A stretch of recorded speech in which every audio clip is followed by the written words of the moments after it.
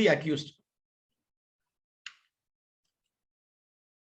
Power to examine the accused அப்படின்னு சொல்லி தான் அதை ஸ்டார்ட்டே ஆகுது.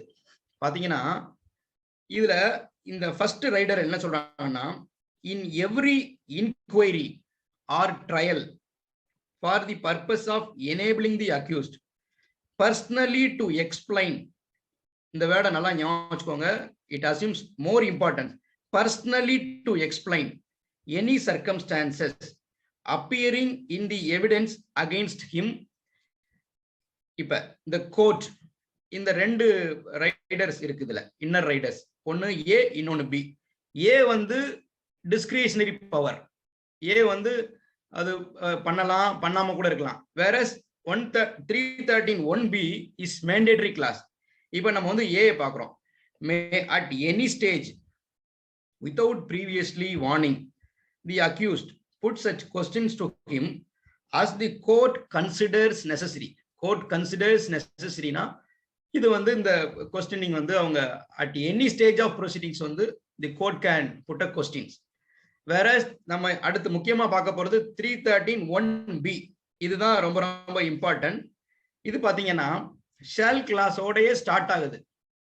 ஸ்டார்ட் பண்றதே பாத்தீங்கன்னா the court shall after the witnesses for the prosecution have been examined and before he is called on for his defense question him generally on the case. பாத்தீங்கன்னா இது என்ன ஸ்டேஜ்ல வரும், நிறைய பேருக்கு அதுவே குழப்பமா இருக்கும். இப்ப ட்ரையல் சைட்ல பிராக்டிஸ் பண்ணாதவங்களுக்கு 313ன்றது அட் வாட் ஸ்டேஜ் அப்படின்னு எக்ஸாக்டா சில நேரம் சொல்ல முடியாது. எக்ஸாக்டா இது எப்போ வரும்னா, ப்ராசிக்யூஷன் வந்து அதோட எவிடன்சஸ், ப்ராசிக்யூஷன் விட்னஸஸ் எல்லாம் எக்ஸாமின் பண்ணி, எக்ஸாமின் மீன்ஸ் சீஃப், கிராஸ், ரீ எக்ஸாமின் இதெல்லாம் கம்ப்ளீட்டா முடிச்சதுக்கு அப்புறம் 313 வரும். இந்த 313க்கு அடுத்த ஸ்டேஜ் வந்து என்டரிங் அப்பான் டிஃபென்ஸ். ஸோ 313ல நம்ம ஏதாவது ஒரு பிளாசிபிள் டிஃபென்ஸ் வைக்கிறோம். 313ல பாத்தீங்கன்னா இப்ப டெவலப்மெண்ட் ஆஃப் லால பாத்தீங்கன்னா ஒரு அமெண்ட்மெண்ட் வந்திருக்கு 313 கிளாஸ் 5ல, அதை நான் பின்னாடி உங்களுக்கு சொல்றேன். ஸோ அதுல நம்ம ரிட்டன் ஸ்டேட்மெண்ட் கூட ஃபைல் பண்ணலாம். The accused is entitled to file written submission also. அப்ப நம்ம ஒரு பிளாசிபிளா ஒரு ரீசனபிளா ஒரு டிஃபென்ஸ் வைக்கிறோம் அப்படின்னா அந்த டிஃபென்ஸை பொறுத்தளவுக்கு நமக்கு அடுத்து வரக்கூடிய நெக்ஸ்ட் ஸ்டேஜ்ல 313ல வைக்கிற அந்த டிஃபென்ஸுக்கு நெக்ஸ்ட் ஸ்டேஜ்ல நமக்கு கோட்லயே வந்து ப்ரொவிஷனே வருது, என்டரிங் அப்பான் டிஃபென்ஸ். அந்த ஸ்டேஜ்ல we can let in evidence in favor of the defense and we can probabilize the case which is put to the stage where the 313 stands. So இந்த ரெண்டு ஸ்டேஜையும் பார்த்துக்கோங்க. ப்ராசிக்யூஷன் விட்னஸஸோட எக்ஸாமினேஷன் முடிஞ்சது உடனே இமீடியட்டா 313 stage வருது. 313 ஸ்டேஜுக்கு அப்புறம் என்டரிங் அப்பான் டிஃபென்ஸ். இப்ப இதுல வந்து ஒரு ப்ரொவிசோ கிளாஸ் கொடுக்குறாங்க இந்த பிலே பாத்தீங்கன்னா. இது பாத்தீங்கன்னா in summons case where the court has dispensed with the personal attendance of the accused, it may also dispense with his examination under class B. இப்ப பாத்தீங்கன்னா 313(1)Bல நான் சொன்னேன் அது மேண்டேட்டரி கிளாஸ்னு. இவங்க ஒரு ப்ரொவிசோ கிளாஸ் இன்சர்ட் பண்ணி சம்மன்ஸ் கேஸை பொறுத்த அளவுக்கு அக்யூஸ்டோட பர்சனல் அப்பியரன்ஸ் வந்து டிஸ்பென்ஸ் வித் ஆயிருந்துச்சுன்னா இந்த எக்ஸாமினேஷனையும் டிஸ்பென்ஸ் வித் பண்ணிக்கலாம்னு சொல்றாங்க. ஸோ இது ரொம்ப ரொம்ப முக்கியம்.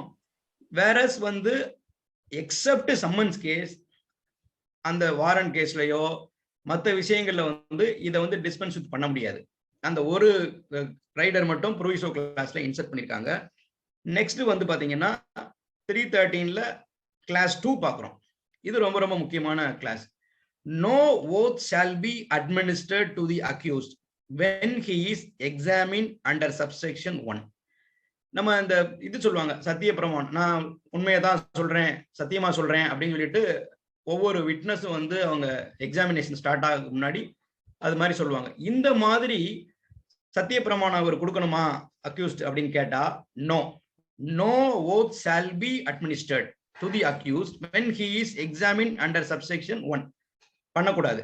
Third, the accused shall not render himself liable to punishment by refusing to answer such questions or by giving false answers to them. ரொம்ப ரொம்ப முக்கியமான ப்ரொவிஷன் இது. 313(1)(3ல the accused shall not render himself liable to punishment by refusing to answer such questions or by giving false answers to them.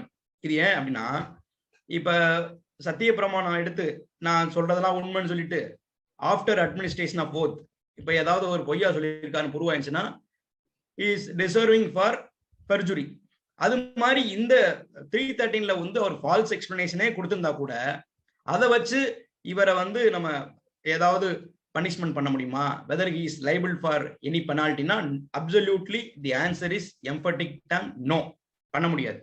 so இந்த 313(3) very very very important. அப்புறம் next provision வரும். இது வந்து ரொம்ப ரொம்ப முக்கியமான விஷயம். இந்த 4ல தான் இந்த 313ல அக்யூஸ்ட் கொடுக்கிற ஸ்டேட்மெண்டோட எவிடென்ஷியரி வேல்யூ என்ன, அதோட சிக்னிஃபிகன்ஸ் என்ன அப்படின்றது வந்து இந்த 313 class 4ல சொல்றாங்க. I will read that particular section. The answers given by the accused may be taken into consideration in such inquiry or trial and put in evidence. The word is very very important. Put in evidence for or against him in any other inquiry into or trial for any other offense which such answers may tend to show he has committed. இது வந்து ரொம்ப முக்கியம்.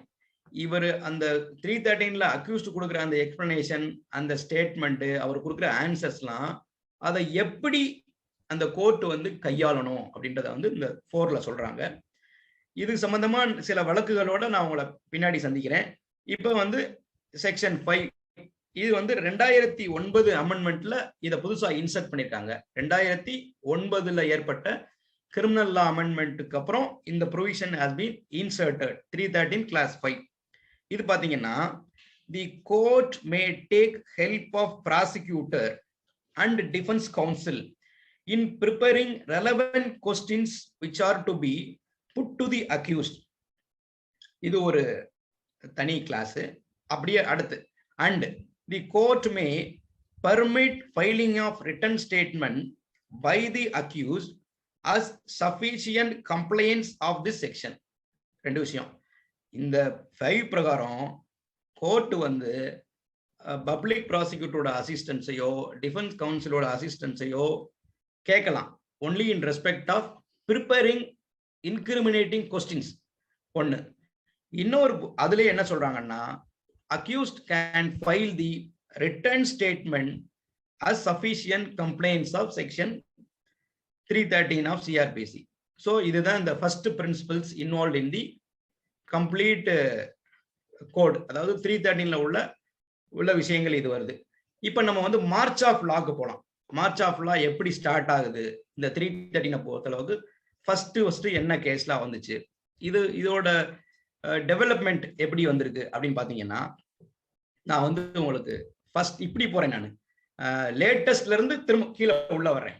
So இப்ப very very very latest judgment இந்த 313 பொறுத்தளவுக்கு என்ன சொல்றாங்க அப்படின்னு பாத்தீங்கன்னா, Maheshwar Tigga versus state of Jharkhand. இது வந்து ஒரு full bench judgment, 3 judges bench. 2021 1 SCC criminal page number 50. இது வந்து ரொம்ப முக்கியமான தீர்ப்பு. இது இந்த தீர்ப்புல பாத்தீங்கன்னா இந்த ஃபர்ஸ்ட் பிரின்சிபல்ஸ் அப்படி ரீஇட்டரேட் பண்ணிட்டே வர்றாங்க. இடையில ஒரே ஒரு ஜட்ஜ்மெண்ட்ல மட்டும் ஒரு சின்ன குழப்பம் இருக்கும். அதை நான் உங்களுக்கு பின்னாடி சொல்றேன். இந்த ஜட்ஜ்மெண்ட்ல என்ன சொல்றாங்கன்னு பாத்தீங்கன்னா, 313 கொஸ்டின்ஸை பொறுத்தளவுக்கு the court should take circumspect view and court should adopt careful approach to frame the incriminating questions. அது கேஷுவலாவோ பெர்ஃபெக்டரி மேனர்லயோ பண்ணக்கூடாது அப்படின்னு சொல்லிட்டு டைம் அண்ட் அகைன் வந்து courts of law is reiterated. So இதுல என்ன சொல்றாங்கன்னா, இந்த பர்டிகுலர் கேஸ்ல ரொம்ப அழகா சொல்றாங்க. அதாவது incriminating Maheshwar Tigga versus state of Jharkhand. யாரோ இது கேக்குறாங்க. 2021 1 SCC கிரிமினல் பேஜ் வந்து 50. இந்த ஜட்ஜ்மெண்ட்ல பாத்தீங்கன்னா இன்கிரிமினேட்டிங் சர்க்கம்ஸ்டான்சஸ்னு ஒரு கேஸ்ல இருக்கும். பொதுவாக ஒரு கிரிமினல் கேஸை பார்த்தீங்கன்னா, இப்ப உதாரணத்துக்கு சொல்றேன், ஒரு criminal case based upon circumstantial evidence வச்சுக்கோங்க. சர்க்கம்ஸ்டான்சியல் எவிடன்ஸை பொறுத்தளவுக்கு என்னென்ன விஷயம்லாம் இம்பார்ட்டன்ட் அப்படின்னா, motive, arrest and recovery, last seen theory, இதெல்லாம் இந்த 3 ஆஸ்பெக்டும் ரொம்ப ரொம்ப இம்பார்ட்டன்ட். இப்ப இந்த 3 சர்க்கம்ஸ்டான்ஸ் சொன்னேன் உங்களுக்கு. இந்த 3 சர்க்கம்ஸ்டான்ஸ் தான் ஒரு வழக்குல இருக்குன்னு வச்சுக்கோங்க உதாரணமா. சோ இந்த 3 சர்க்கம்ஸ்டான்ஸையும் ப்ராசிக்யூஷன் ப்ரூவ் பண்ணணும். இப்ப இந்த 3 சர்க்கம்ஸ்டான்சஸையும் ப்ரூவ் பண்ற மாதிரி எவிடன்சஸ் எல்லாம் விட்டுறாங்க. இதுல இந்த 3 சர்க்கம்ஸ்டான்ஸ்ல ஒரு circumstance, though it is incriminating in nature, it has not been put to the accused under section 313. இப்ப அக்யூஸ்ட வந்து என்னென்ன இன்கிரிமினேட்டிங் சர்க்கம்ஸ்டான்சஸ்லாம் ப்ராசிக்யூஷன் தரப்புல இருக்கு, எவிடன்ஸ்ல இருக்குன்னு தெரிய வருதோ அதை ஃபுல்லா வந்து each and every circumstance should be put to the accused. That is what 313 is saying. இங்க பாத்தீங்கன்னா இப்ப நான் 3 சொல்லியிருக்கேன், motive, arrest and recovery, last seen theory. இந்த லாஸ்ட் சீன் தியரியை பொறுத்தளவுக்கு அந்த ட்ரையல் ஜட்ஜ் வந்து he failed to frame questions in respect of last scene theory வச்சுக்கோங்க. இப்ப அவர்கிட்ட சொல்ல மறந்துட்டாங்க, அங்க அந்த கேஸ் வந்து ended in conviction. இப்ப அதை அப்பீலுக்கு எடுத்துட்டு போகும்போது நம்ம we can take that plea. இந்த மாதிரி ஒரு இன்கிரிமினேட்டிங் சர்க்கம்ஸ்டான்ஸ் சொல்லக்கூடிய last seen theory has not been put to the accused. This is great failure. இப்ப இதை என்ன பண்ண முடியும்? இப்படி மாதிரி இது மாதிரி பண்ணலையே, அவங்க இந்த இன்கிரிமினேட்டிங் சர்க்கம்ஸ்டான்ஸா சொல்றாங்க, இது அக்யூஸ்ட சொல்லலைன்னா, what the Supreme Court says recently in Mageshwar Tekka case, the non putting of the questions relating to the incriminating circumstance should be excluded from consideration. அத வந்து அக்யூஸ்ட் அத சொல்லாததுனால that cannot be considered as evidence against the accused ன்னு சொல்றாங்க. இதுதான் இதுல சொன்ன அந்த principal. என்ன இன்கிரிமினேட்டிங் சர்க்கம்ஸ்டான்சஸ்லாம் இருக்கோ அவ்வளோத்தையும் அக்யூஸ்ட சொல்லியிருக்கணும். அதுல ஏதாவது ஒண்ணு சொல்லாம விட்டுட்டாங்கன்னா அந்த சொல்லாம விட்டதை வந்து கோர்ட் வந்து கன்சிடர் பண்ண தேவையில்லை.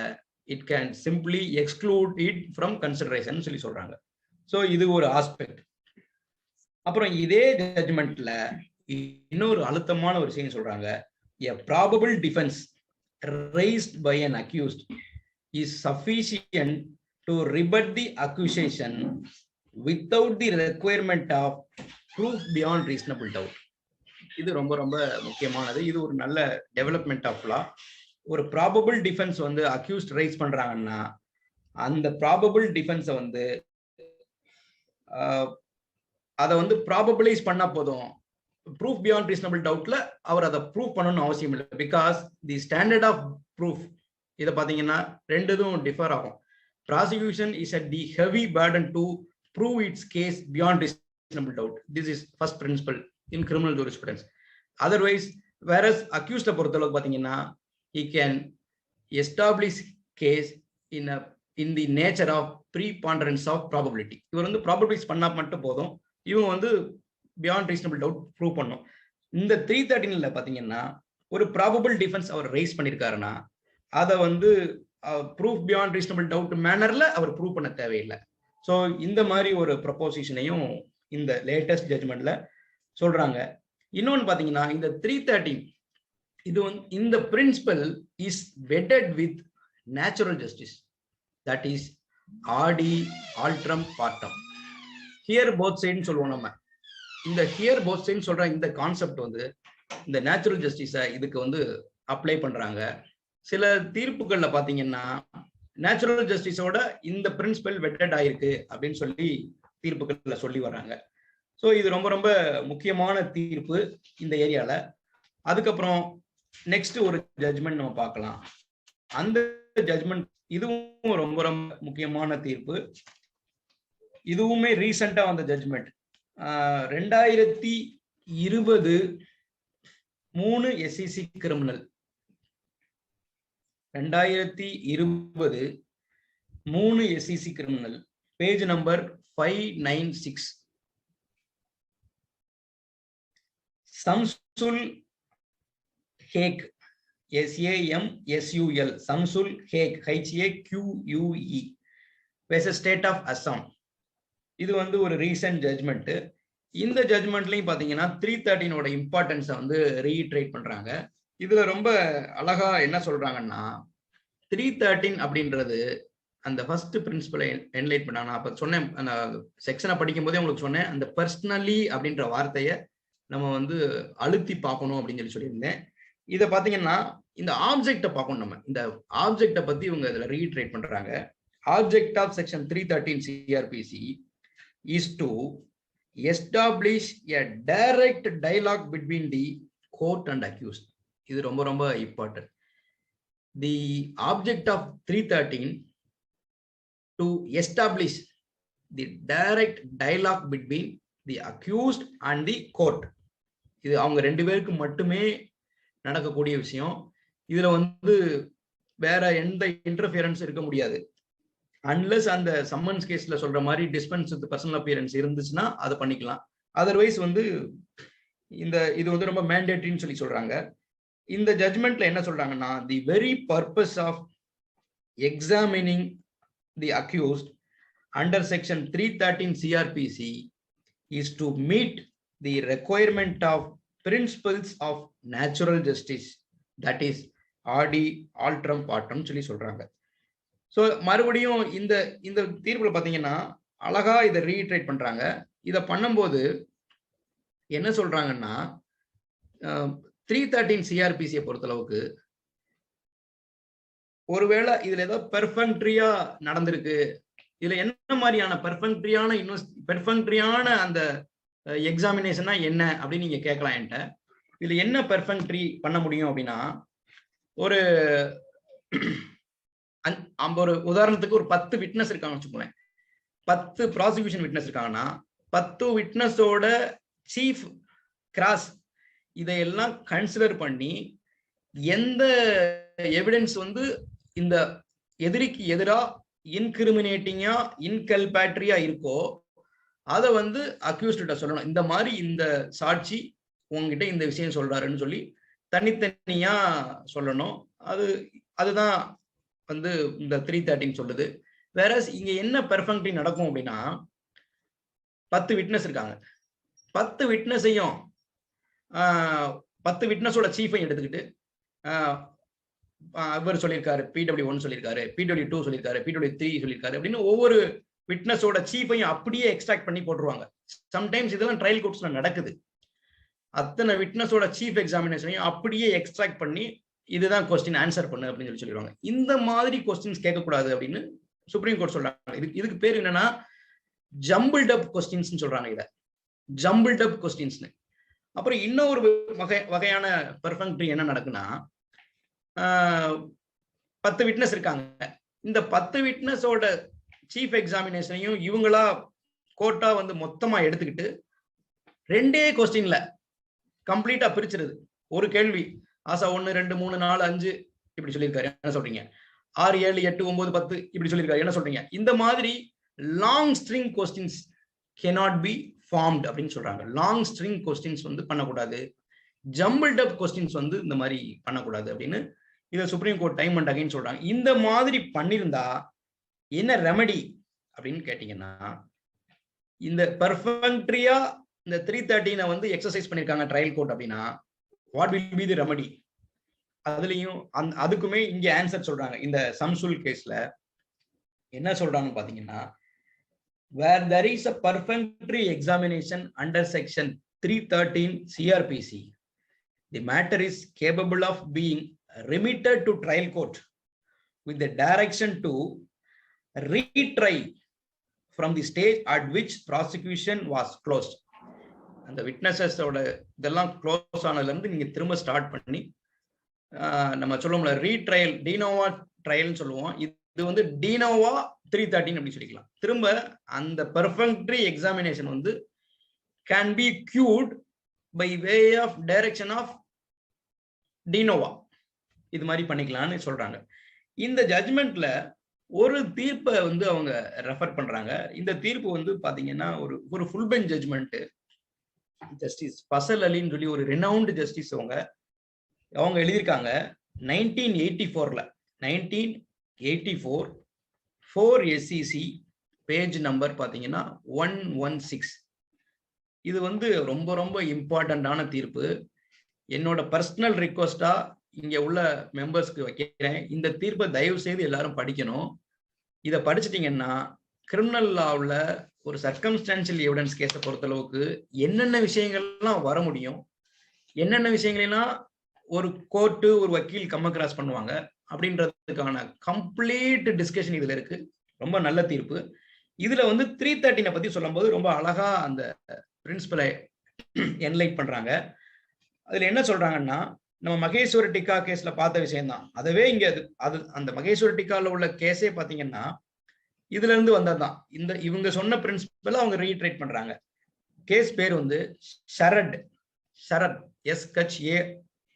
SHARAD Sharad Birdhichand Sarda, Birdhichand BIRDHICHAND Sharad Birdhichand Sarda versus state of Maharashtra. நிறைய அந்த 313 சம்பந்தப்பட்ட வழக்குகள் ஃபுல்லா ஸ்டேட் ஆஃப் மகாராஷ்டிரா இருந்து வந்த வழக்குகள் தான் இருக்குது. நான் பார்த்த வகையில சொல்றேன். இந்த வழக்கு பாத்தீங்கன்னா 1984 4 SEC பேஜ் நம்பர் 116. இதுல என்ன சொல்றாங்கன்னா, if any of the incriminating circumstance is not posed to the accused, that should be excluded from consideration அப்படின்னு சொல்லி ரொம்ப அழகாவே இத சொல்லிடுறாங்க. அந்த இன்கிரிமினேட்டிங் சர்க்கம்ஸ்டான்ஸை அக்யூஸ்ட் கிட்ட சொல்லலைன்னா அதை கோர்ட் வந்து கவனத்தில் எடுத்துக்கொள்ள கூடாது அப்படின்னு சொல்றாங்க. இதுதான் இந்த தீர்ப்போட சாராம்சம். அது போக இந்த தீர்ப்புல இன்னொரு விஷயமும் சொல்றாங்க.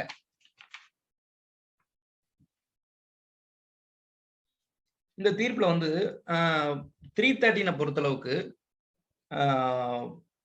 ஒருவேளை அந்த அக்யூஸ்ட் வந்து அப்ஸ்காண்ட் ஆயிடுறாருன்னு வச்சுக்கோங்களேன், அப்ஸ்காண்ட் ஆயிடுறாரு, இந்த எக்ஸாமினேஷன்லாம் முடியுது, 313 ஸ்டேஜ்ல ஒரு அப்ஸ்காண்ட் ஆயிடுறாரு. அப்படி ஒரு சிச்சுவேஷன் அப்ப வந்திருக்கு சுப்ரீம் கோர்ட்ல 1976ல. அவர் அப்ஸ்காண்ட் ஆனதுனால அவர்கிட்ட இந்த இன்கிரிமினேட்டிங் கொஸ்டின்ஸ் எல்லாம் கேட்க முடியல. இந்த 313 வந்து லெட்டர் அண்ட் ஸ்பிரிட்ல கம்ப்ளை பண்ண முடியல.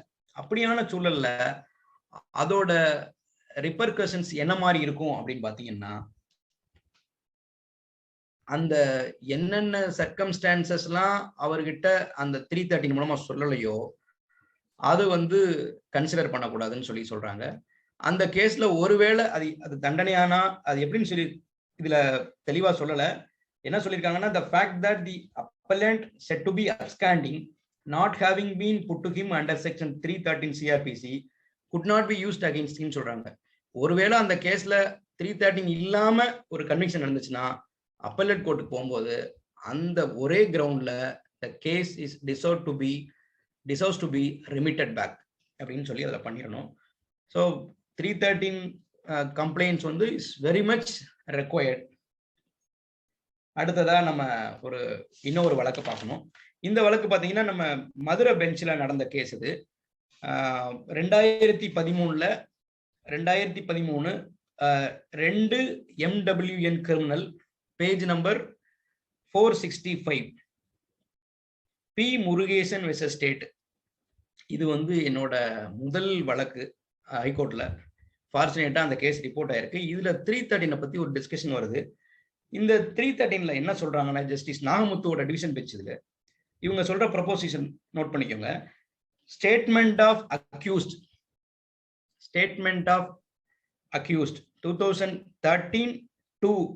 2013 to MWN criminal page 465.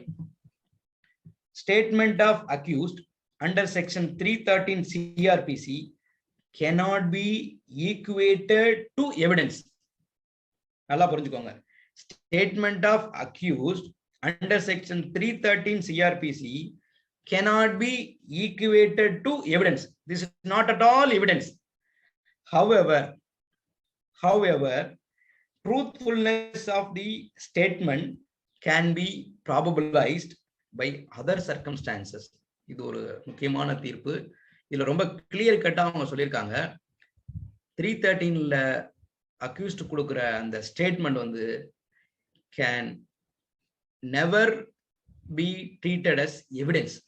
அதை வந்து எவிடன்ஸாவே எடுத்துக்க முடியாது. Because it is not a substantive evidence and it is not evidence as stated by section 3 of evidence act. கிடையவே கிடையாது. this is not evidence. ஏன்னா எவிடன்ஸா இருக்கணும் அப்படின்னா என்ன வேணும் அப்படின்னு பாத்தீங்கன்னா இந்த செக்ஷன் 3ல சொல்லியிருப்பாங்க டெஃபினிஷன்ல எவிடன்ஸ்னா என்ன அப்படின்னு.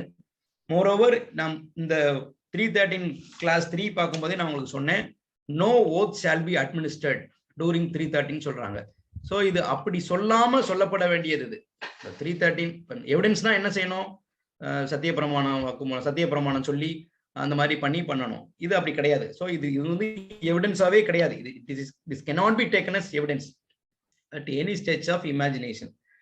இது வந்து it can be used to corroborate with the other circumstances which are said to be proved by the prosecution. அவ்வளவுதான் அதோட எவிடன்ஷியரி வேல்யூ. ரொம்ப ஷார்ப்பா ஷார்ட்டா சொல்லியிருக்காங்க.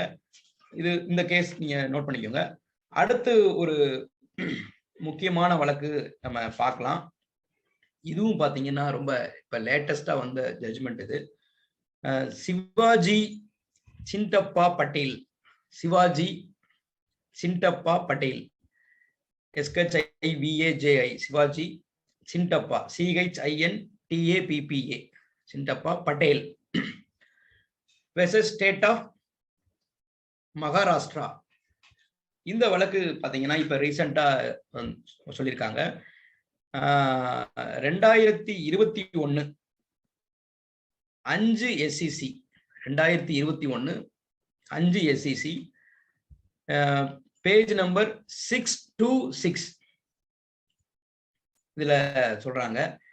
என்ன சொல்றாங்கன்னு பாத்தீங்கன்னா ஃபால்ஸ் எக்ஸ்பிளனேஷன்ஸ், இதை நல்லா நோட் பண்ணிக்கோங்க. False explanations or non explanations of the accused. அதை பத்தி இங்க டிஸ்கஸ் பண்றாங்க.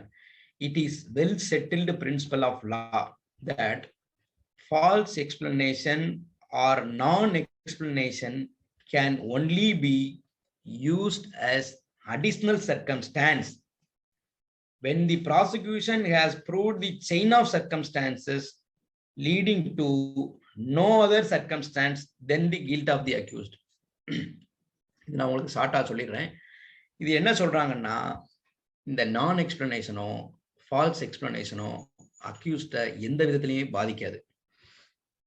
ஒரு வேளை அவர்கிட்ட சொல்லக்கூடிய அந்த இன்கிரிமினேட்டிங் சர்க்கம்ஸ்டான்ஸுக்கு அவர் ப்ராப்பரா ஆன்சர் பண்ணல, தப்பா ஆன்சர் பண்ணியிருக்காருன்னு கோர்ட் முடிவுக்கு வந்துச்சுன்னா, court can take adverse inference எடுக்கலாம்.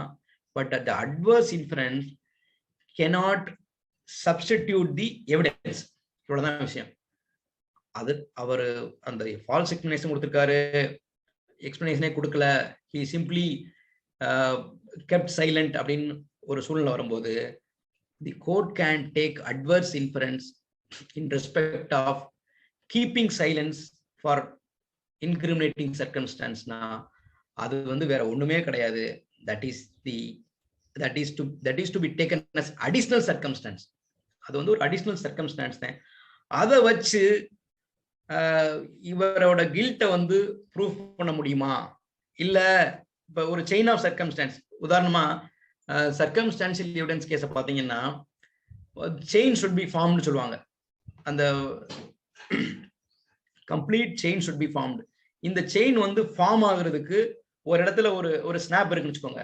இந்த நான் எக்ஸ்பிளனேஷனை வச்சு அந்த செயினை கம்ப்ளீட் பண்ண முடியுமானா supreme court says no, it cannot be completed. இந்த ஜட்ஜ்மெண்ட்லயே சொல்றாங்க, it cannot be used as a link to complete the chain of circumstances சொல்றாங்க. So non explanation or false explanation cannot be used as a link to complete the chain in a case of circumstantial evidence. This is the settled law. இந்த proposition பாத்தீங்கன்னா நான் 1984ல சொன்னேன் பாருங்க, Sarath பிர்திச்சந்த் Saradha case, அதுலவே சொல்லிட்டாங்க. அதை மறுபடியும் இந்த சிவாஜி கேஸ்ல வந்து ரீட்ரேட் பண்ணிருக்காங்க. இது வந்து ரொம்ப முக்கியமான தீர்ப்பு. இப்ப அடுத்து வந்து நம்ம பார்க்க போற ஜட்ஜ்மெண்ட் பாத்தீங்கன்னா, இது ஒரு முக்கியமான ஜட்ஜ்மெண்ட். இது supreme court judgment. 2016 2016 volume 15 SCC page number 572 Devaprasad Sharma versus CBI. இது ஒரு முக்கியமான வழக்கு. இதுல அந்த 313 டிஸ்கஸ் பண்ணும்போது சுப்ரீம் கோர்ட்ல ரொம்ப அழகாவே சொல்றாங்க. இது ஜஸ்டிஸ் பானுமதி அவங்களோட தீர்ப்பு. அதுல பேராகிராஃப் 21ல சொல்றாங்க ரொம்ப அருமையா. 2016-15 SCC பேஜ் நம்பர் 572 paragraph 21 என்ன சொல்றாங்கன்னா, where the accused gives evasive answers in his examination under section 313 CrPC and adverse inference can be drawn against him, but such inference cannot be a substitute for the evidence. நான் முன்னாடி சொன்ன விஷயத்தை அவங்க சொல்றாங்க, adverse inference எடுத்துக்கலாம், but அந்த adverse inference is not equivalent to evidence that ought to be let in by the prosecution. அது மாதிரி அதுக்கு ஈக்குவலா அது இருக்கக்கூடாது. இந்த adverse inference மட்டும் வச்சுக்கிட்டு அக்யூஸ்ட கன்விக்ட் பண்ண முடியாதுன்னு சொல்றாங்க. மோரோவர் இன்னொரு ப்ரொபோசிஷன் இதுல என்ன சொல்றாங்கன்னா, the statement under section 313 CrPC is not an evidence அப்படின்னு சொல்லிடுறாங்க. இது எவிடன்ஸே கிடையாது அப்படின்னு சொல்லிடுறாங்க. ஃபர்தரா இவங்க ஒரு ஜட்ஜ்மெண்ட் ரெஃபர் பண்றாங்க. 2008 volume 9 SCC page number 974 page number 974 Balwant PALBALWANT Balwant versus state of UP. இதுல என்ன சொல்றாங்கன்னா, இந்த தீர்ப்புல conviction of the accused cannot be based merely on his statement recorded under section 313 CrPC, which cannot be regarded as evidence. ரொம்ப அழகாவே இதை சொல்லிடுறாங்க. 313ல சொன்ன ஸ்டேட்மெண்ட்டை வச்சுக்கிட்டு அதை மட்டும் வச்சுக்கிட்டு அக்யூஸ்ட கன்விக்ட் பண்ண முடியாது. Because the statement given by the accused in 313 CrPC cannot be regarded as evidence சொல்றாங்க. ஸோ இது ரொம்ப ரொம்ப முக்கியமான தீர்ப்பு. இது பாத்தீங்கன்னா நல்ல விஷயம் என்னன்னா, அந்த கன்விக்ஷன் இதை பேஸ் பண்ணி இருக்க முடியாது. ஃபால்ஸ் எக்ஸ்பிளனேஷன் கொடுத்துட்டாருன்றதுனாலயோ, அவரு எக்ஸ்பிளனேஷனே கொடுக்கல அப்படின்றதுனாலயோ, இல்ல அவர் கொடுத்த எக்ஸ்பிளனேஷன் அவருக்கு எதிராக போயிருச்சு, சோ இந்த 313ல அவரே ஒத்துக்கிட்டாரு, அந்த குற்றம் பண்ணதை ஒத்துக்கிட்டாரு அப்படின்னு சொல்லி இதை மட்டும் வச்சு 313 the answers given or explanation given in 313 ipso facto does not amounting to give conviction, அது பண்ண முடியாது அப்படின்னு சொல்லி ரொம்ப கிளியர் டேர்ம்ஸ்ல சொல்றாங்க. அப்புறம் பாத்தீங்கன்னா இன்னொரு ரீசன்ட் ஜட்ஜ்மெண்ட் நம்ம மதுரை பெஞ்ச்ல வந்த ஜட்ஜ்மெண்ட் இதுலதான் ஜஸ்டிஸ் PN பிரகாஷோட டிவிஷன் பெஞ்ச் ஜட்ஜ்மெண்ட். இதுல 2020 2 MWN criminal page number 110 Saddam Hussain alias Karuppu Saddam Hussain versus state, இந்த ஜட்ஜ்மெண்ட் பேரு. இதுலதான் என்ன சொல்றாங்கன்னா, jumbled up questions, நான் ஆரம்பத்துல சொன்னேன், jumbled up questions shall not be posed to accused, but incriminating questions materials alone to be posed அப்படின்னு சொல்றாங்க. இன்னொரு ப்ரொபோசிஷன் அழகா அதுல சொல்றாங்க, ஆன்சர் பாத்தீங்கன்னா answer as given to a jumbled up question cannot be taken as admission to incriminating circumstance அப்படின்னு சொல்றாங்க. So இந்த மாதிரி ஜம்பிள்ட் அப் கொஸ்டின்ஸ் நிறைய கன்ஃபியூஸ்டா ஒரு 5 விட்னஸ் சொல்றாங்கன்னு ஒரே கொஸ்டின் ஃப்ரேம் பண்ணி ஆசா 1 2 3 இப்படி சொல்றாங்க, இவங்க இதுக்கெல்லாம் நீங்க என்ன சொல்றீங்க அப்படின்னு ஒரே கொஸ்டினா கன்ஃபியூஸ்டு ஃபேக்ட், அத ஜம்பிள்ட் அப் ஃபேக்ட்ஸை சொல்லி பண்ணக்கூடிய அந்த கேள்விக்கு அவர் கொடுக்குற ஆன்சரை நம்ம அதை இன்கிரிமினேட்டிங்கா எடுத்துக்க முடியாதுன்னு சொல்லி சொல்றாங்க. ரெண்டாவது, இது ரொம்ப எளிமையா புரியுற வகையில கோர்ட் வந்து கொஸ்டின்ஸ் ஃப்ரேம் பண்ணணும் அப்படின்ற ப்ரொபோசிஷனையும் டைம் அண்ட் அகைன் கோர்ட் இது சுப்ரீம் கோர்ட் சொல்லிட்டே இருக்காங்க. Even unlettered person, even a lay man could understand the questions of 313 அப்படின்னு சொல்லிட்டு அந்த மாதிரி விதத்துல வந்து கொஸ்டின்ஸ் ஃப்ரேம் பண்ணணும்னு சொல்லி சொல்றாங்க. இந்த பர்டிகுலர் சதாம் ஹுசேன் கேஸ்ல பாத்தீங்கன்னா ரொம்ப அழகான ஒரு விஷயம் இருக்கு. அதை உங்களுக்காக ஒரே ஒரு செகண்ட் நான் படிச்சு மட்டும் காட்டுறேன். அது ரொம்ப இன்ட்ரெஸ்டிங்கா அத நல்ல சூப்பரா சொல்லியிருப்பாங்க.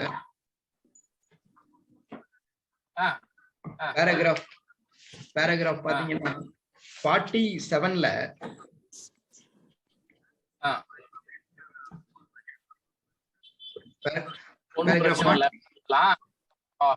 நீங்க வாங்கிட்டு வந்துருவீங்களா? வரணுமா? வீட்டுக்கு வருவீங்க தானே evening? Sir, participants, I humbly request, please mute your mic, sir. All the participants are requested to mute your mics. Okay.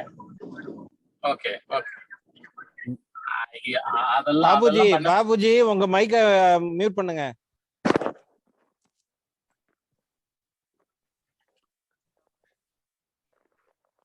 ஆரம்பிக்கலாம்னு நினைக்கிறேன். Am I audible? Yes, sir. Audible, please continue. Yes. இதுல பாத்தீங்கன்னா இந்த ஜட்ஜ்மெண்ட்ல செக்ஷன் 44ன்ற ஒரே ஒரு பேராவை மட்டும் நான் கொஞ்சம் ஃபாஸ்டாவே படிச்சிடுறேன். என்னை கொஞ்சம் ஃபாலோ பண்ணிக்கோங்க. Mister Ramakrishnan, learned additional public prosecutor, drew the attention of this court to answer given by Saddam Hussein when he was questioned under section 313 CrPC with regard to the evidence of Ajmer Khaja. At this juncture, it may be opposite to extract the free English translation of the question and answer as under. இந்த jumbled up question உங்களுக்கு வாசிக்கிறேன். Jumbled up question என்ன மாதிரி அவங்க சொல்றாங்க, ஏன் எப்படி சொல்றாங்கன்னு இந்த கொஸ்டினை நான் உங்களுக்கு வாசிக்கிறேன். Ajmer Khaja, PW22, in his evidence has stated that he had seen the first accused of you, that on the last day of March 2015, a person resembling the first accused and another person came to his shop and sold the Nokia 113 model cell phone to him for 300 rupees. That he, bracketla PW22, gave 300 to both of them towards cost of mobile phone. That it was around 6 PM at that time that he sold that mobile phone to his customer Nagarajan. That he sold that phone to Nagarajan after getting a China mobile phone from him. What do you say for that? இதுதான் question frame பண்ணி இதுக்கு நீ என்ன சொல்றன்னு கேக்குறாங்க. அவர் சொல்றாரு எஸ்ன்றாரு. இதை வந்து public prosecutor relay பண்ணி இந்த மாதிரி இன்கிரிமினேட்டிங் சர்க்கம்ஸ்டான்ஸ் நாங்க சொல்லியிருக்கோம். He admitted by saying yes, so it is incriminating circumstance. Moreover, the accused also admitted அப்படின்னு சொல்லிட்டு அதை ரிலே பண்றாரு. அதுக்கு எழுதுறாங்க கீழே, this is a jumbled up question according to the prosecution, so on so சொல்லிட்டு அதுல எழுதும் போது அழகா சொல்லி வராங்க. The defense அவர் ஒரு கேஸும் ரிலே பண்றாங்க. அவங்க ஒரு கேஸை ரிலே பண்ணி இந்த இதை நீங்க கன்சிடர் பண்ணணும்னு சொல்றாங்க. அதுக்கு வந்து ரொம்ப அழகா அதை டிஸ்டிங்விஷ் பண்றாங்க. அந்த கேஸை டிவிஷன் பெஞ்சில் மிஸ்டர் சோன்சோ பிபி places reliance on the judgment of supreme court state of UP versus Lakshmi 1998 4 SEC page number 336, wherein the Supreme Court has held that if an accused admits any incriminating circumstance against him, there is no warrant that those admissions should altogether be ignored merely on the ground that such admissions were advanced as a defense strategy. However, be it noted in paragraph 11 of the very same judgment, here our High Court's discussion started. In paragraph 11 of the very same judgment, the Supreme Court has struck a note of caution.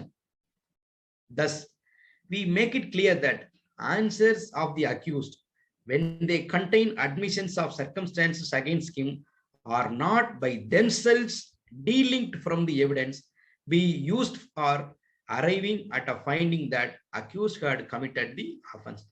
அவர் அதில் ஒத்துக்கிட்டா மட்டும் அதை மட்டும் வச்சுக்கிட்டு நம்ம அதை convict பண்ண முடியாது அப்படின்னு சொல்லிட்டு, can this court say that the answer yes given by Saddam Hussein to a jumbled up question is sufficient enough to hold that such a circumstance has been proved அப்படின்னு ஒரு கேள்வி கேட்டு அதை ரிஜெக்ட் பண்றாங்க அந்த ஆர்குமெண்ட்டை. ஸோ இந்த மாதிரி jumbled அப் questions long string questions வந்து இதுல பண்ணக்கூடாது. அப்படி பண்ணி அதுல ஏதாவது ஒரு ஆமான்னு சொன்னார்னா அதை நம்ம ரிலே பண்றது அப்படின்றது முடியாது, கூடாது அப்படின்னு சொல்லி சுப்ரீம் நம்ம ஹானரபிள் டிவிஷன் பெஞ்ச் வந்து ரொம்ப தெளிவாகவே சொல்லியிருக்காங்க. இப்ப வந்து ஒரு முக்கியமான தீர்ப்பை சொல்லி அது சம்பந்தமா ஒரு சின்ன டிஸ்கஷன் பண்ணிட்டு அப்படியே முடிச்சுக்கலாம்னு நினைக்கிறேன். இதுல பாத்தீங்கன்னா ஒரு 2 தீர்ப்பு உங்களுக்கு ஹைலைட் பண்றேன். ரெண்டுமே பாத்தீங்கன்னா ஏன் ஆரம்பிக்கும் போது நான் 2021 ஸ்டார்ட் பண்ணேன்னா இந்த லாஸ்டா சாரி த ஓல்டு ஜட்ஜ்மெண்ட்ஸ் இதுதான் அந்த ஸ்டார்டிங் பாயிண்ட்ல உள்ள ஜட்ஜ்மெண்ட்ஸ். ரெண்டுமே 3 ஜட்ஜஸ் பெஞ்சு, ரெண்டுமே டிஃபரெண்ட் வியூ வந்து ப்ரொஜெக்ட் பண்றாங்க. ஸோ அந்த ஜட்ஜ்மெண்ட் படி அந்த ஜட்ஜ்மெண்ட் தான் நம்ம பார்க்க போறோம். ஃபர்ஸ்ட் ஜட்ஜ்மெண்ட் பாத்தீங்கன்னா 1969 AIR 1969 AIR supreme court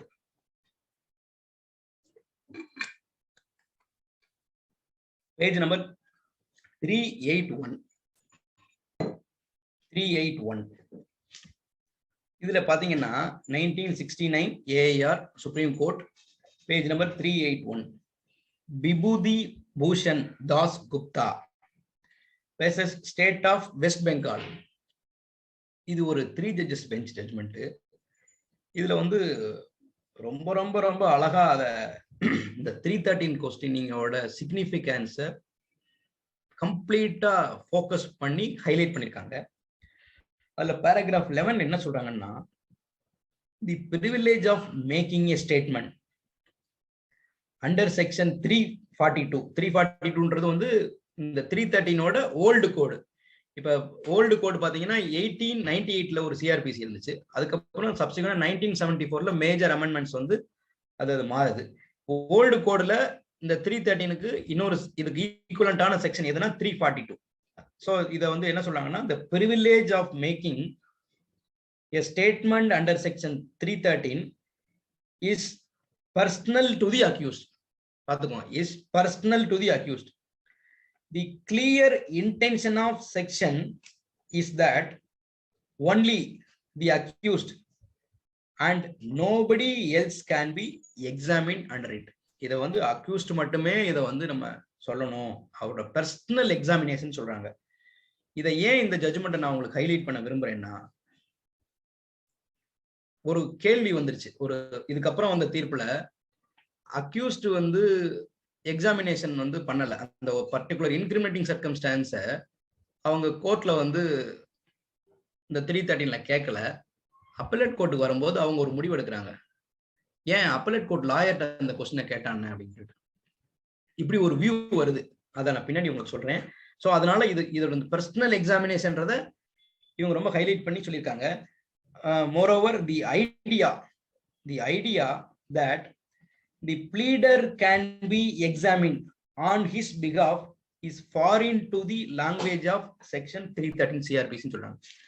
pleader வந்து நம்ம அட்வொகேட்டை வந்து இதுல கொஸ்டின் பண்ணவே முடியாது. examination of 313 CRPC must be of the accused person and not his pleader அப்படின்னு சொல்றாங்க. ரொம்ப கிளியர் கட்டா சொல்லிடுறாங்க. இப்படி ஒரு கொஸ்டின்ஸ் வந்து முன்னாடி இந்த ஜட்ஜ்மெண்ட்டுக்கு முன்னாடி டிஃபரெண்ட் ஹைகோர்ட்ஸ் வந்து டிஃபரெண்ட் ஜட்ஜ்மெண்ட்ஸ் கொடுக்குறாங்க. சப்போஸ் அந்த இன்கிரிமினேட்டிங் சர்க்கம்ஸ்டன்ஸ் வந்து அவர்கிட்ட அக்யூஸ்ட கேட்கல அப்படின்னா அப்பீல் ஸ்டேஜ்ல அப்பலேட் கோர்ட்ல வந்து கேட்டுக்கலாம். அப்பலேட் கோர்ட் வந்து அந்த advocate who is appearing for the accused இருக்காங்க பாருங்க, அவங்க கிட்ட இந்த கொஸ்டினை கேட்டு இதுக்கு என்ன ஆன்சர்ன்னு நீங்க சொல்லுங்க அப்படின்னு சொன்னா அது சரி அப்படின்னு ஒரு நிறைய கான்ட்ரா வியூஸ் இருந்திருக்கு. அதை செட்ரேட் பண்றதுக்காக பர்டிகுலரா இந்த கொஸ்டினை ஃப்ரேம் பண்ணி இந்த கொஸ்டினுக்கு வந்து ஆன்சர் பண்றாங்க. This is personal examination, moreover this is direct dialogue between the accused and the court அப்படின்னு சொல்லி சொல்றாங்க. அது போக இதுல என்ன ஒரு பாயிண்ட் சொல்றாங்கன்னா, the privilege and the duty of answering questions under section 313 CRPC cannot be delegated to a pleader or advocate அப்படின்னு சொல்லி சொல்றாங்க. ஸோ இப்படி கிளியரா சொல்லிடுறாங்க. இந்த ஜட்ஜ்மெண்ட் வந்திருக்கு பாத்தீங்கன்னா 1969ல வந்த judgment, 3 judges bench supreme court. இதுக்கு அப்புறம் ஒரு தீர்ப்பு வருது. அந்த தீர்ப்புல இப்படியே டைரக்ட் கான்ட்ரா ஒரு ஜட்மெண்ட் வருது. அந்த ஜட்மெண்ட்டை நோட் பண்ணிக்கோங்க. 1973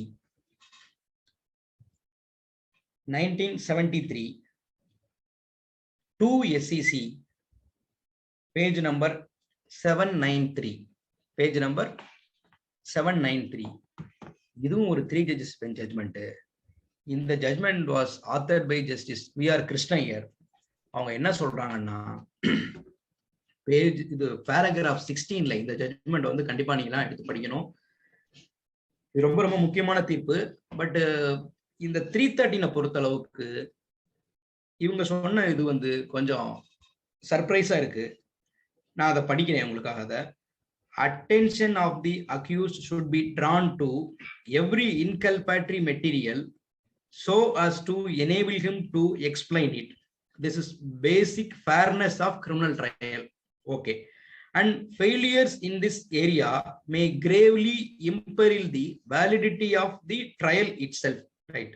If consequential miscarriage of justice has flawed அப்படின்னு சொல்லி சொல்றாங்க. இந்த மாதிரி மிஸ்கேரேஜ் ஆஃப் ஜஸ்டிஸ் இருக்குன்றத ப்ரூவ் பண்ணிட்டா அந்த இன்கிரிமினேட்டிங் பொறுத்தளவுக்கு அது கிரிமினல் ட்ரையலவே பாதிக்கும். ஒன்ஸ் வந்து மிஸ்கேரேஜ் ஆஃப் ஜஸ்டிஸை வந்து எஸ்டாப்ளிஷ் பண்ணிட்டா அது அந்த வேலிடிட்டி ஆஃப் ட்ரையலவே பாதிக்கும்னு சொல்றாங்க. Okay, super. அடுத்து சொல்ற ப்ரொபோசிஷன் பாத்தீங்கன்னா, it is open to the appellate court to call upon the counsel for the accused to show what explanation the accused has as regards the circumstances established against him but not put to him, and if the accused is unable to offer the appellate court any plausible or reasonable explanation of such circumstances, court may assume that no acceptable answer exists, and that even if the accused had been questioned at the proper time in the trial court, he would not have been able to furnish any good ground to get out of the circumstances on which the trial had relied for its conviction. இந்த judgment பாத்தீங்கன்னா இது 1973ல வருது. இந்த 1969ல சொன்ன அந்த full bench judgment has not been brought to the knowledge of the subsequent full bench, that is the judgment of Shivaji. இந்த கேஸ் வந்து 1973 சொன்ன கேஸ் பேர் வந்து சிவாஜி சாபரோ பாப்டே. சிவாஜி சாபரோ பாப்டே. இது வந்து 1973 ஜட்மெண்ட். இதுல அந்த 69ல சொன்ன ஜட்மெண்ட்டை இங்க ரெஃபர் பண்ணவே இல்லை. அந்த தீர்ப்பு வந்து இவங்களோட பார்வைக்கே வரவே இல்லை. பட் இந்த ரெண்டு தீர்ப்பு பாத்தீங்கன்னா நேர் எதிரா இருக்கு. அக்யூஸ்ட வந்து பர்சனலா எக்ஸாமின் பண்ணணும் அப்படின்றதான் இந்த ஆப்ஜெக்ட் ஆஃப் தி 313. நான் ஃபர்ஸ்டே சொன்னேன், the object of 313 to examine the accused is to examine the accused personally அப்படின்னு அந்த வார்த்தை வந்து அதுல இருக்கும். இந்த ஜட்மெண்ட் otherwise appellate court வந்து even call upon the counsel for the accused to give answer ன்னு சொல்றாங்க. இது எந்த வகையில இது கரெக்டா இருக்கும் அப்படின்றது உங்க பார்வைக்கு விட்டுறேன். இந்த ரெண்டு தீர்ப்புகள் வந்து இதுல எதை நம்ம ஃபாலோ பண்ணணும் பாத்தீங்கன்னா 1969ல ஸ்பெசிபிக்காவே அதை ஆன்சர் பண்ணிருக்காங்க. 313 பொறுத்தளவுக்கு Vibhuti Bhushan Das Gupta versus state of West Bengal which is consistent with the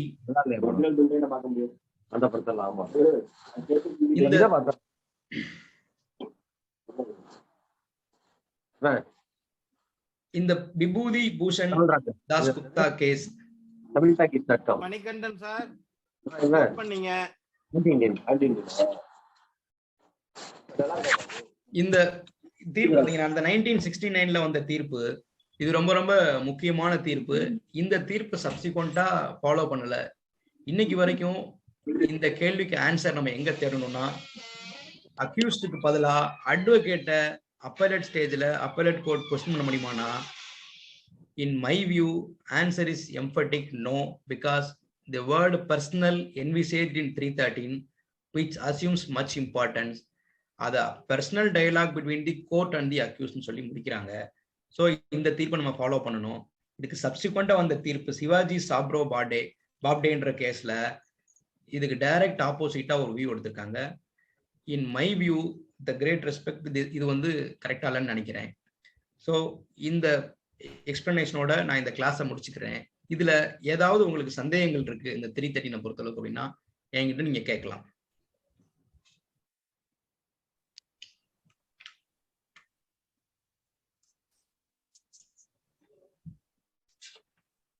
ஜட்ஜ்மெண்ட்ல எழுதும்போது யூஸ் பண்ணலாமா செக்ஷன் 313 சொன்ன ஆன்சர் பத்தி நோட் பண்ணலாமா, பாயிண்ட் அவுட் பண்ணலாமா? கண்டிப்பா பண்ணலாம். பட் அதை மட்டும் எவிடன்ஸா மெயின் எவிடன்ஸா வச்சுக்க முடியாது தானே? அதை மட்டும் வச்சு கன்விட் பண்ண முடியாது, அதை மட்டும் வச்சு கில்ட்டை வந்து ப்ரூஃப் பண்ண முடியாது, ஆர் அக்யூட் எல்லாம் இது பண்ண முடியாது. அதுல ஒரு ப்ளீ எடுத்திருக்காருன்றதுக்காக அது எடுத்துட்டாரு, அவரு அங்க ஸ்பாட்ல இல்லைன்றாரு. 313 வந்து அவர் சொல்லுவாரு, ஐயா நான் சம்பவம் நடக்கும்போது அவங்க ஸ்பாட்ல இல்ல, ஸோ இதுதான் உண்மைன்னு சொல்லுவாரு. அதை மட்டும் எடுத்து வச்சுக்கிட்டு அவர் இல்லைன்றதை ஒத்துருக்காரு அப்படின்னு அவர் நான் விடுதலை பண்றேன்னு பண்ண முடியாது. The statement or explanation given in 313 should be considered with other circumstances let in by the prosecution. அவ்வளவுதான்.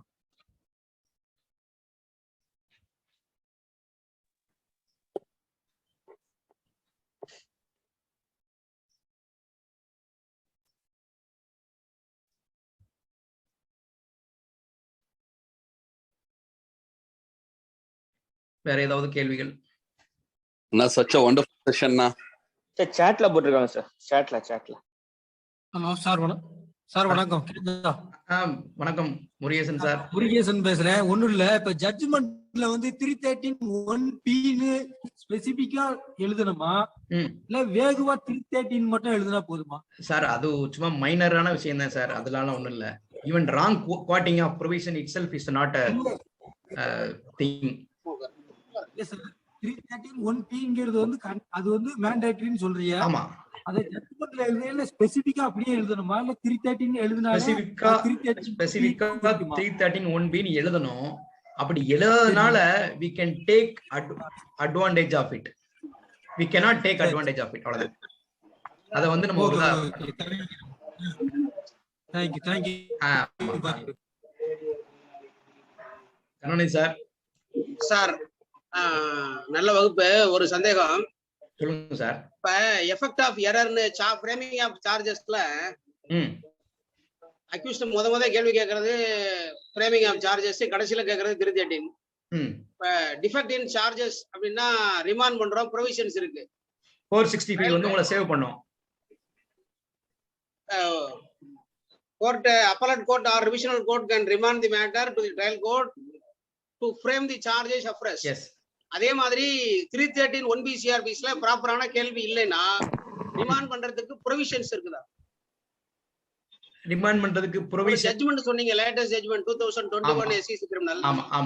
எனி ப்ரொவிஷன் ஒண்ணும் இல்ல சார். ஆனா 386ல அப்பலேட் கோர்ட்டுக்கான பவர் டிஸ்கஸ் பண்ணும்போது அவங்க ரீட்ரைல் பண்ணலாம்னு சொல்றாங்க. 386 CRPC. Right sir, thank you sir. Okay. Karuppasamy அண்ணே, குட் செஷன், நல்லா இருந்துச்சு. வணக்கம் சொல்லுங்க. வணக்கண்ணே, நல்லா யூஸ்ஃபுல்லா இருந்துச்சுண்ணே. ரைட், ரொம்ப சந்தோஷம், நன்றி. ஓகே, தேங்க் யூண்ணே, thank you.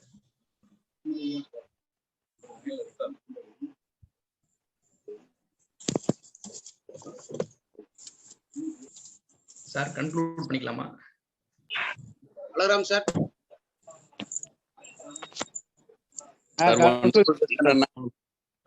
wonderful session sir. Thank you for the wonderful session. The chat boxல ஒரு 2-3 क्वेश्चन இருக்கு, அத மட்டும் நானே கேட்டட்டுமா? கேளுங்க sir. Kindly explain subsection 4 of section 313. அது நான் ஏற்கனவே உங்களுக்கு அதை எக்ஸ்பிளைன் பண்ணிட்டேன்னு நினைக்கிறேன். மறுபடியும் அதை கேட்டதுனால அதை சொல்றேன். செக்ஷன் 4ல பாத்தீங்கன்னா அந்த 313ல சொல்லக்கூடிய அந்த எக்ஸ்பிளனேஷனோ ஆன்சர்ஸோட வேல்யூ என்ன, அதை எப்படி ஹேண்டில் பண்ணணும்னு சொல்றாங்க. வணக்கம் மேடம், நல்லா இருக்கீங்க? நல்லா இருக்கு.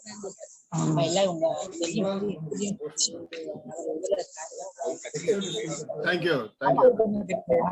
எங்க தாத்தா எனக்கு தாத்தா. யாராவது கொஸ்டின் கேக்குறீங்களா? ராஜாராம் தாத்தாவெல்லாம் அப்புறம் கூப்பிடலாம். வர ஒரு நிமிஷம் ஆஃப் பண்ணாம இருக்கேன். அப்படி அவங்களுக்கா? ஆமாமா. தங்கம்மா கொஞ்சம் ஆஃப் பண்ணுங்கம்மா. Sorry sorry sorry. வேற யாராவது கேள்வி கேக்குறீங்களா? மியூட் பண்ணிட்டு கூட நீங்க எல்லாத்தையும் மியூட் பண்ணிட்டு கூட நீங்க கன்க்ளூஷன் சொல்லுங்க. சாரி ரெக்கார்டிங் ஓடிட்டு இருக்குல. Sorry brother. நான் ஆஃப் பண்ணிடுறேன். Now our secretary will give a vote of thanks officially. அகில பாரத வழக்கறிஞர் சங்கத்தின் சென்னை நீதிமன்றத்தின் மதுரை யூனிட் சார்பாக திரு கருப்பசாமி பாண்டியன் அவர்களுக்கும் அனைத்து வழக்கறிஞர்கள் சொந்த வேலையை விட்டுட்டு இந்த மீட்டிங் அட்டெண்ட் பண்ணதுக்காகவும் மிக்க நன்றியை தெரிவித்துக் கொள்கின்றேன். நன்றி.